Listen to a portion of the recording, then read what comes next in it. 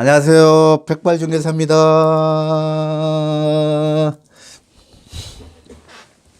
오늘은 내가 상가 중개를 지금까지 해오면서 뭐 소송도 몇 번 해봤고 진짜 생각지도 못한 황당한 일도 많이 겪었습니다.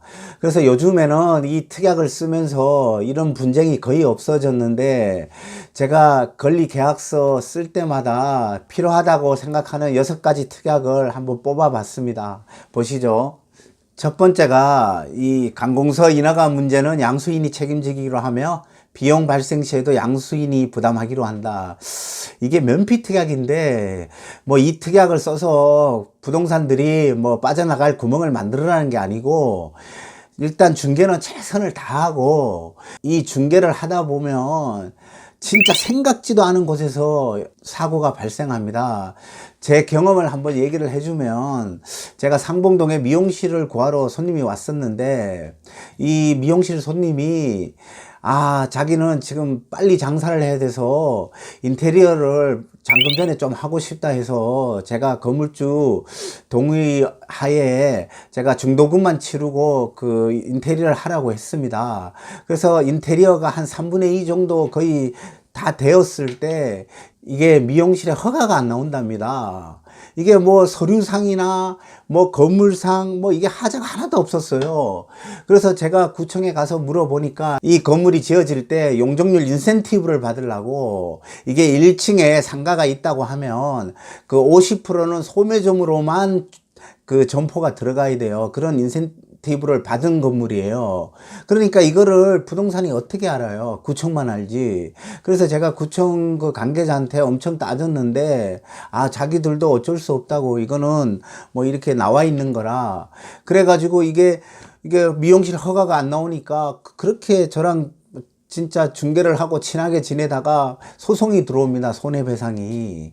그때 제가 그 계약서에 다행히도 이 문구를 잡아 였던 겁니다. 그래서 제가 소송에서 이겨서 별 탈 없이 지나갔는데, 이 사건 이후로 저는 그래서 잔금 치르기 전에 절대 인테리어 뭐 중도금을 얼마를 받든 절대 인테리어 허가를 안 합니다. 그리고 제가 만약에 그때 계약서에 이 문구를 안 였으면 저는 꼼짝달싹 없이 손해배상 다 해줬을 거예요. 그래서 이 문구를 꼭 넣으라고 저는 얘기 드리고 싶은데, 이게 아까도 얘기했다시피 면피 이거를 뭐 빠져나갈 구멍을 만들으라고 넣으라는 게 아니라, 이게 언제 어느 곳에서 진짜 돌발 변수가 나올 수 있으니까 그때를 위해서라도 이 문구를 넣으라고 하는 것입니다. 그리고 두 번째가, 보증금과 임대료가 합의한 범위 이내에서 인상되면 양수인은 이의 없이 승계하고, 과도하게 인상되어 쌍방의 합의가 불가능할 경우 본계약은 위약금 없이 해약하며, 또한 임대인이 임대차 계약의 승계를 허락하지 아니하여 임대차 계약이 불가능할 경우에도 위약금 없이 해약하고 계약금은 원상 반환하기로 한다. 이런 일은 그 권리계약 쓰고 바로 그날 임대차 계약서 쓰고 할 때는 이런 일이 별로 발생을 안 하는데, 권리계약을 쓰고 나중에 임대차 계약서 한꺼번에 하루에 처리할 때 이런 일이 종종 발생합니다.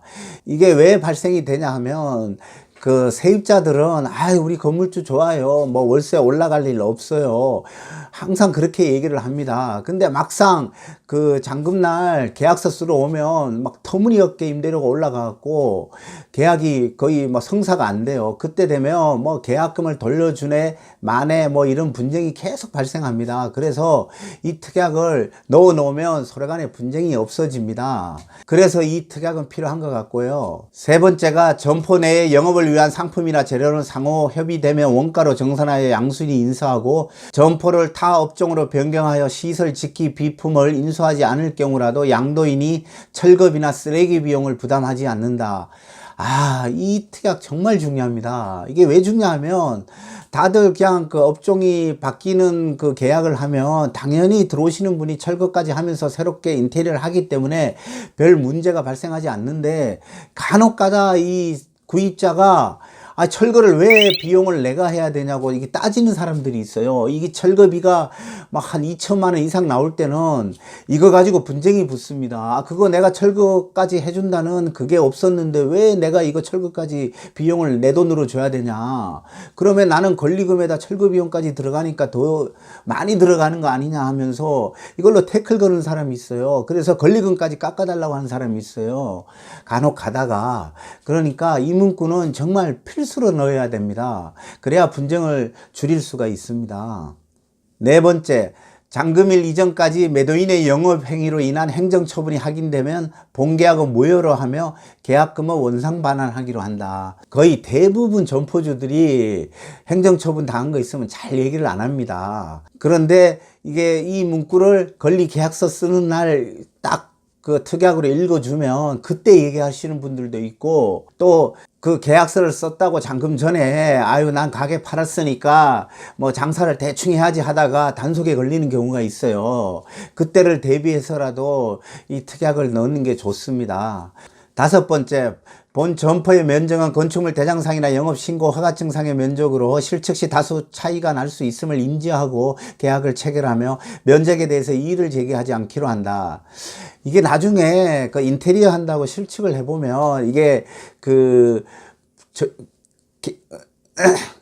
이게 그 계약서 상의 면적하고 이게 실측 해보니까 이게 면적의 차이가 나면 꼭 태클 거는 사람이 있습니다. 그때를 대비해서라도 이 특약이 꼭 필요합니다. 참고로 한 가지 팁을 더 말씀드리면 이 건축물 대장상의 면적보다 그 실측 면적이 무조건 작습니다. 그게 왜 그러냐 하면 이 건축물 대장상의 면적은 그 벽 두께 그 중심성에서 재는 거고 이 실측은 그 벽 안쪽에서 재는 거기 때문에 무조건 실측이 작을 수밖에 없습니다. 이거는 꼭 알고 계시기 바랍니다.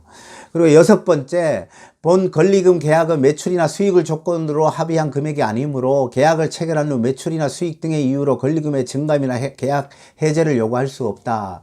이 특약은 그 업종 양도 양수할 때 필요한 특약입니다. 나중에 뭐 자기가 장사를 잘못해가지고 수익이나 매출이 줄어들었다고 나중에 막 부동산 찾아와서 막 태클 거는 분들 있으니까 이 특약도 필요하고요.